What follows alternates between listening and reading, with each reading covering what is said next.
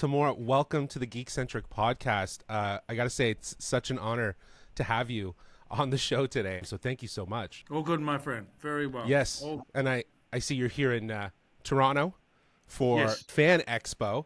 And I've seen you've been doing some conventions. You mentioned you were in Chicago recently. What's it Yes. been like to connect with all the fans at these events?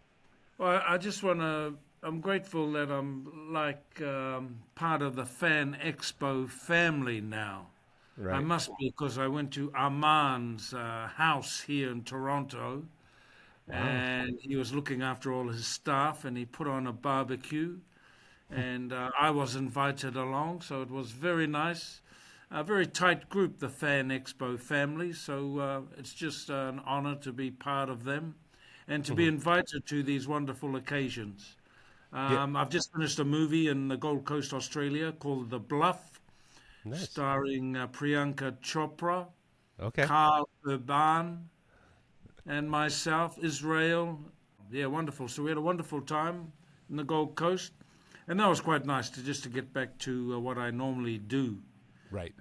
So it was a wonderful experience, and we took about 6 weeks down there to shoot this film. So it's been wonderful. And I've Nice. just been doing a few little touch-ups for Moana 2. That's coming out November.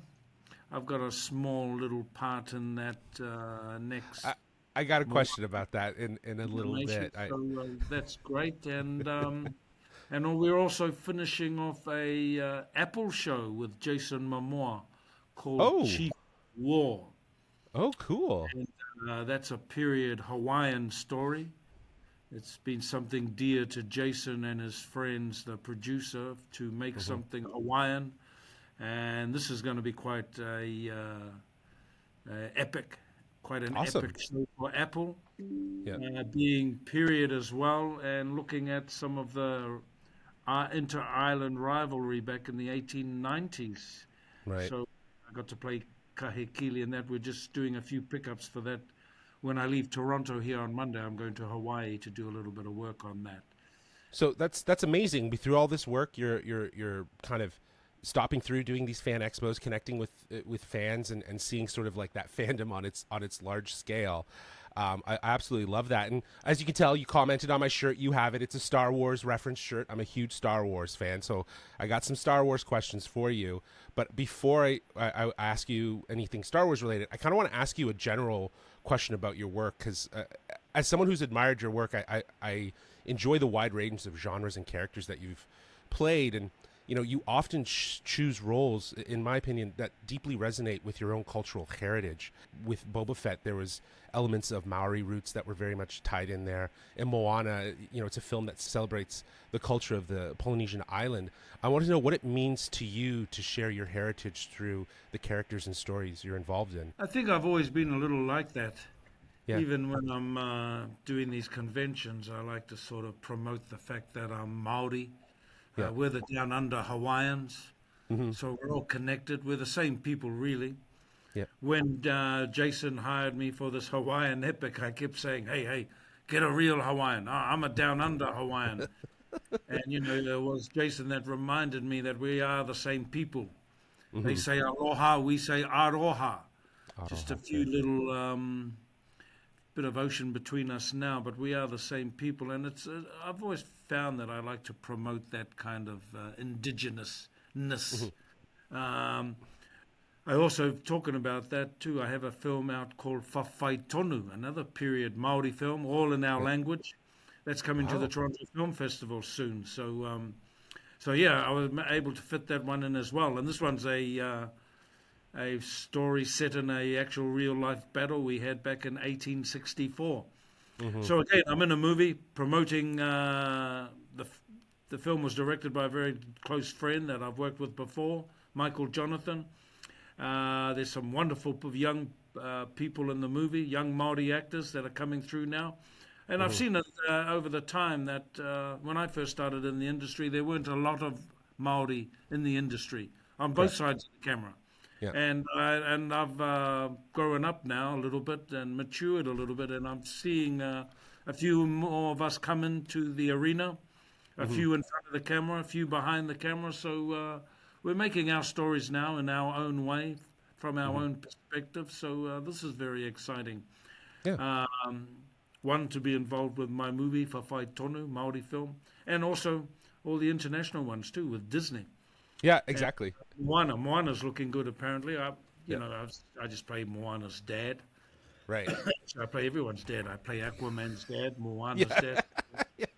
You'll be everyone's grandfather soon. And it's great to see though, again, just the way that you're very committed to wanting to bridge those two, like your work with your heritage, to kind of talk about that and create that. Yeah, I grew up watching cowboy movies. And I always got annoyed when the Indians just went round and round and round the wagon train, and they just got shot. I said, geez, I'm sure they're a bit cleverer than that. Yeah, Then I got absolutely. to Hollywood, and I found out they weren't even Apaches. They were extras.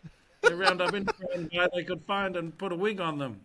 Wow. Make sure Yeah, they could ride a horse. But different times though, right? Different times. it's a different times now. We're making, these days we're making very culturally sensitive stuff now. So things have changed. We're Yes, speaking the absolutely. language properly. Right. We're getting dialogue coaches in now to make sure we are speaking the language. So this is all great now. Even Yeah, with it's the awesome. chief of war, we had to learn fluent Hawaiian. Right. We're playing Hawaiians back in the day, so quite challenging. But again, Yep. promoting the Hawaiian traditional language. Yes. So Yeah, I love that's that. all. That's all in this chief of war for Apple. So yeah, Yeah, I've actually been that's quite awesome. busy. I've been It's busier good, now man. than I've ever been. The phone's still ringing. I make a point of looking where all the fan expos, and I work through my agents, and they say, look, it's just nice to be invited to some of these conventions too. Yes. You, Yeah. I find that it's really about just a moment with the fan. They get the Exactly. autograph, they get a photograph, but I really feel it's just they want a little moment. Here's a man who's done voiceovers for some of the Star Wars games.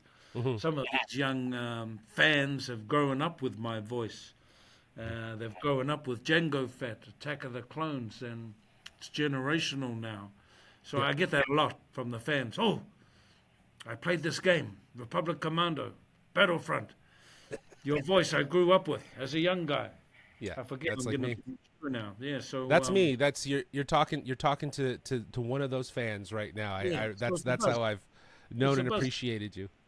It's a buzz, and then also to wear the boots of Jeremy Bullock, who set a lot of the kudos up for Boba Fett, that mysterious bounty hunter, which was set up back in those early episodes.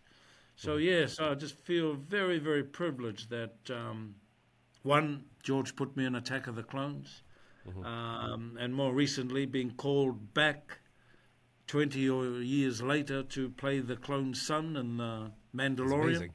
Yeah. Such And then depth. again, from Mandalorian to have the Book of Boba Fett was just a wonderful privilege as well. So yeah, I'm very blessed that I can sort of work in a number of galaxies and still hang out in a little place called New Zealand, somewhere in the Milky Way. Yeah. Well, you speak of Star Wars, and as you mentioned, I'm a fan. You're connecting with fans. You had the opportunity to do so much in that galaxy. Before you did, were you a Star Wars fan? And once you joined in 2002 as Jango Fett, did that change your perception of Star Wars being a part of the movies? Yes, definitely. When the first one came out in 1977, I think I was just leaving high school. So I used to go to the movies quite a lot. I had no money, but by the time I'd walk around the town and get 20 cents from every one of my relations, I'd managed to get enough to go to the movies. We loved going to the movies as kids, but I grew up with the movies like Butch Cassidy and the Sundance Kid, Robert Redford, Paul Newman, all those cool dudes. Movies like The Sting. I used to watch all those old movies with my dad, Lawrence of Arabia. And then, funnily enough, I'm working on the Book of Boba Fett, and it's a bit similar to Lawrence of Arabia when there's a pike train syndicate trying to come through our Tuscan territory.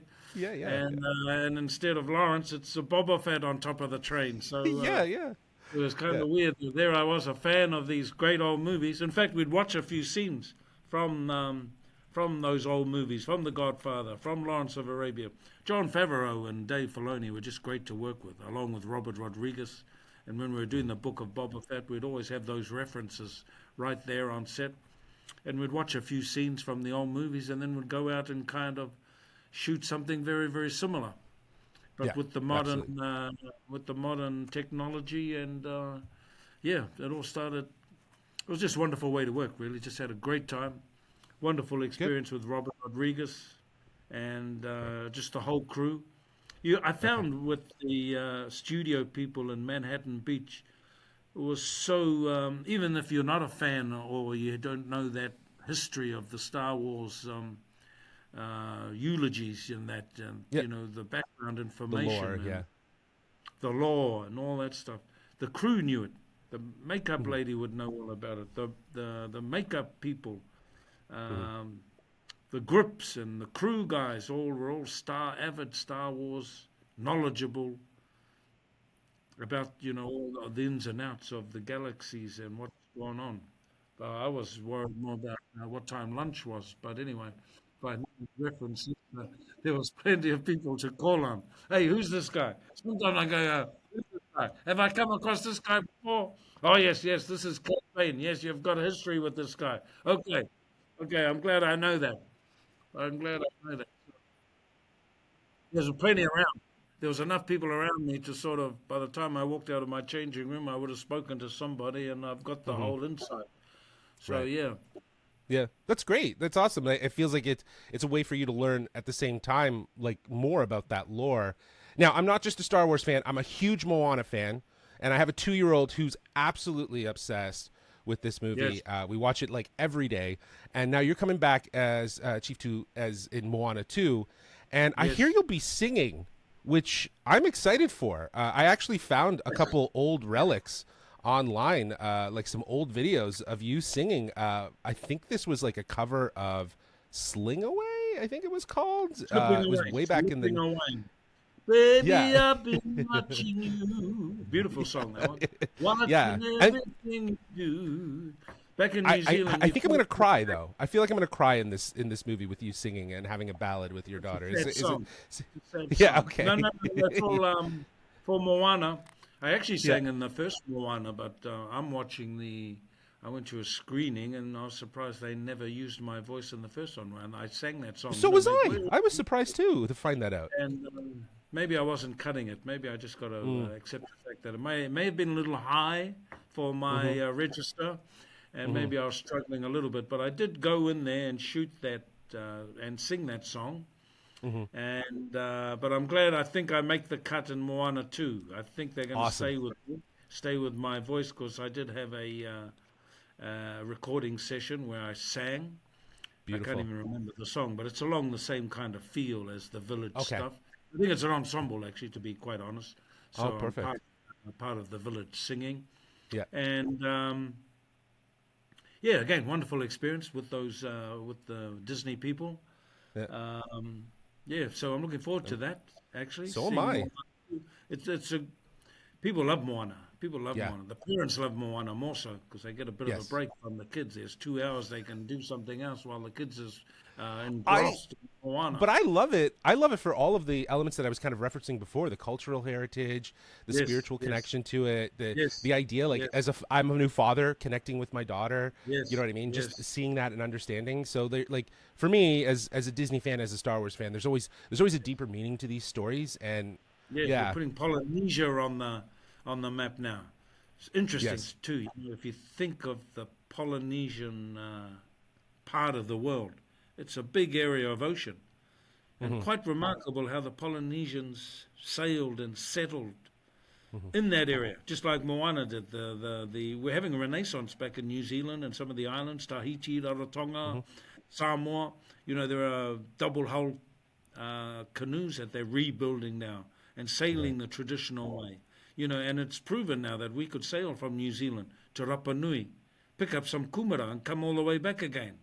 We could sail up to Rarotonga, Tahiti, 2 weeks if we get a good wind. So we could go to Tahiti, we could go to Hawaii.